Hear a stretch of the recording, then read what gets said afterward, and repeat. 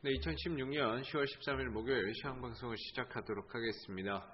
자, 오늘 코스피는 0.9% 하락한 2015포인트로 마감이 됐는데요.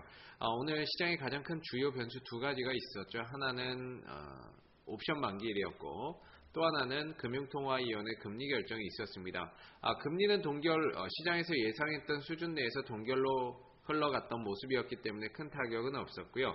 옵션 만기일 같은 경우에는 아무래도 조금 제한적인 매도 우위 속에 한 1% 정도의 하락하는 흐름들이 나왔는데, 오늘 수급을 보시게 되면은 금융투자 쪽에서 굉장히 매도를 많이 했거든요. 이전에도 말씀드렸지만은 이거 자체는 크게 의미가 없다라고 그랬습니다. 증권사가 매도하는 것 자체는 뭐 큰 의미는 없다라고 보고요. 오히려 우리가 여기서 조금 더 주목해야 될 부분들이 투신과 연기금은 매수로 흐름들이 나타나는 모습들이었고, 그다음에 외국인들마저도 현물에서는 매수의 흐름들을 나타냈습니다. 그래서 어떻게 보면은 오늘 옵션 만기일이 조금 더 무난하게 좀 넘어가지 않았나 이런 생각이 들고요. 역시나 지금 시장은 어닝 시즌이기 때문에 크게 올라가기도 반대로 크게 떨어지기도 조금 어려울 것 같습니다. 변수는 어느 정도 두 가지 정도의 이런 불확실성 변수를 넘겨냈기 때문에 당분간은 크게 시장에 영향을 미칠 만한 악재는 뚜렷하게 있지 않다라고 보여지고요. 오히려 기업들의 실적에 따라서 옥석이 좀 가벼지는, 실적에 따라서 옥석이 가려지는 그런 차별화된 장세가 만들어질 가능성이 상당히 높아 보입니다. 오늘 같은 경우에는 삼성전자가 상승하는 모습들을 나타냈는데요. 역시나 갤럭시 노트 사태 때문에 충격을 받았던 부분들을 빠르게 조금씩 회복을 해 나가는 모습이고요. 오늘 삼성전자를 제외한 전 업종들이 다 약세의 흐름들을 나타냈습니다. 운송장비, 화학, 서비스, 금융, 철강금속, 유통보험, 기계업종부터 시작해서 거의 다 떨어지는 모습들을 나타냈다라고 보시면 될 것 같아요. 그래서 오늘 시장이 한 1% 정도 하락 흐름들을 나타냈는데, 삼성전자만 그나마 좀 선방을 했고 나머지 업종들은 다 하락하고 조정을 나왔던 만큼 여러분들 개인 투자자들이 느끼는 지수의 체감 지수는 상당히 좀 좋지 않았다라고 봅니다. 그래서 지금은 단기적인 흐름이 방향성이 좀 아래로 잡았기 때문에 조금 더 내려올 수 있는 여지는 있지만, 여전히 한 2000포인트 전후로 해서 또 기술적인 반등이라든지 이런 부분들이 좀 만들어지면서 시장은 대체적으로 2050포인트를 전후로 해서 왔다 갔다 하는 제한적인 등락만 조금 더 10월 한 달 내내 이어질 것 같습니다. 그래서 뚜렷하게 이렇게 방향성을 잡아서 올라간다라는 종목들이 지금 상황에서는 이렇다 할 만한 종목들이 없기 때문에 아무래도 보수적인 관점을 조금 더 어닝 시즌 끝날 때까지는 이어가야 되지 않나라는 생각이 들고요. 그 다음에 코스닥 같은 경우도 마찬가지입니다. 코스닥도 오늘 역시나 이제 단기적인 방향성 자체가 하방으로 잡아놓고 있는 상황이라서요. 시장이 계속적으로 밀리고 떨어지고 있는 그런 모습들을 보여주고 있습니다.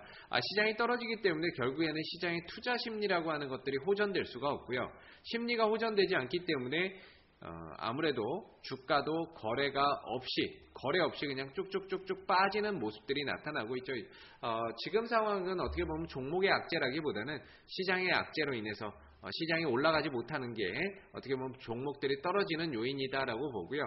그 와중에서도 재료 있고 또는 모멘텀이 작용을 했던 종목들 같은 경우에는 강한 탄력 있는 모습들이 자주자주 출현이 되는 모습이었습니다. 자, 오늘 같은 경우에는 파라텍이라든지 홈센터, 홀딩스 종목들이 올라가는 모습들을 나타냈거든요. 오늘 파라텍이 상한가를 갔던 거는 아무래도 소방 설비 의무화 6층 이상 건물인가요?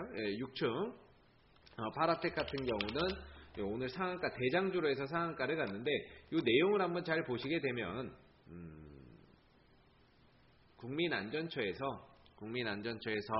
앞으로 6층 이상 건물에서는 무조건 소화기와 스프링클러를 의무적으로 설치를 해야 된다라고 국민안전처에서 규정을 설정을 발표를 했고요.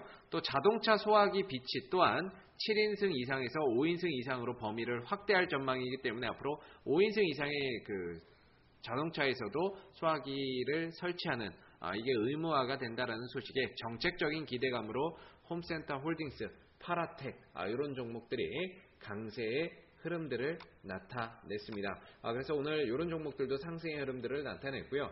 이 밖에 이제 한창이라든지 정치 테마주죠. 한창 같은 경우에도 소방용품 관련 테마주로 엮여서 오늘 한 16% 정도 파동이 나왔지만 역시나 이제 급등 이후에 무너진 다음에 나오는 기술적인 반등이기 때문에 이 상승세를 유지시키지는 못했습니다. 한창도 마찬가지고 CCS도 오늘 파동이 나왔지만 역시나 윗꼬리가 달리고 밀리는 모습이었고요. 광림도 마찬가지였습니다. 거의 기술적 반등 흐름들이었기 때문에 들어주고 밀리는 모습들이 나타났고 승일이나 이런 종목들도 마찬가지죠. 대표적인 반기문 테마주로 엮여있는 종목인데 들었다가 다시 밀려버리는 이런 흐름들이 만들어졌습니다. 대부분이 종목들이 지금은 뚜렷한 테마 이런 것들도 없고 시장의 흐름들 방향성도 계속적으로 아래로 내려가고 있는 상황이기 때문에 지금 당장 움직이는 것도 없습니다. 그래서 종목들이 오전에는 좀 튀다가도 또 오후 되면 쭉 빠져버리고 이런 현상이 반복되고 있는데요. 그만큼 지금은 아직 시장 바닥이 형성되지 않은 그런 모습이다라고 볼 수가 있습니다. 정치 테마주들이 이제 1차 파동을 그려냈고요. 그리고 조정을 받는 상황이기 때문에 이 조정이 어느 정도 마무리가 되어야 2차 파동, 3차 파동을 한번 그려갈 수 있거든요. 그렇기 때문에 지금 10월 한 달만 놓고 봤을 때는 아무래도 종목들의 조정 국면에 들어가 있다. 정치 테마주들의 조정 국면에 들어가고 이 조정이 마무리되고 바닥을 형성하는 시점에서는 또 돌아갑니다. 그렇기 때문에 이 조정 시점에서의 오히려 적극적인 공략 포인트가 필요한데 아직은 바닥을 찍었다라고 말할 수 있는 부분들이 아니니만큼 조금 올라간다고 해서 쫓아 들어가고 하다가는 또 단기적인 상투에 몰릴 수 있어요. 그렇기 때문에 절대로 추격 매수나 이런 것들보다는 하더라도 거의 단기적인 매수로 봐야 될 거고요.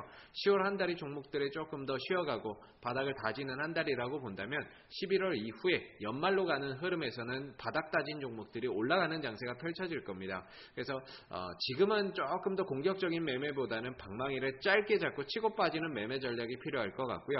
이 흐름들이 조금 더 지나가고 나면 어느 정도 잡아서 바닥권에 있는 종목들을 모아서 잡아서 끌고 가다 보면은 또 올 하반기 올 12월이죠. 12월 또 내년으로 가는 이 대선 테마주들의 흐름들이 또 반드시 한번 강하게 만들어질 수 있기 때문에 너무 조급하게 생각하지 마시고 조금 더 기다렸다가 저점에 내려오는 종목들을 한번 공략을 해보시기 바라겠습니다. 시장의 방향성 조금 더 내려올 수 있기 때문에요. 절대로 성급하게 추매나 공격적인 매수보다는 방망이를 짧게 잡고 치고 빠지는 그런 투자 전략이 지금은 조금 더 필요한 시기인 것 같습니다. 자, 오늘 2016년 10월 13일 목요일 방송은 여기서 마무리하도록 하고요. 내일 시장 방송에서 다시 찾아뵙도록 하겠습니다. 수고들 많으셨습니다.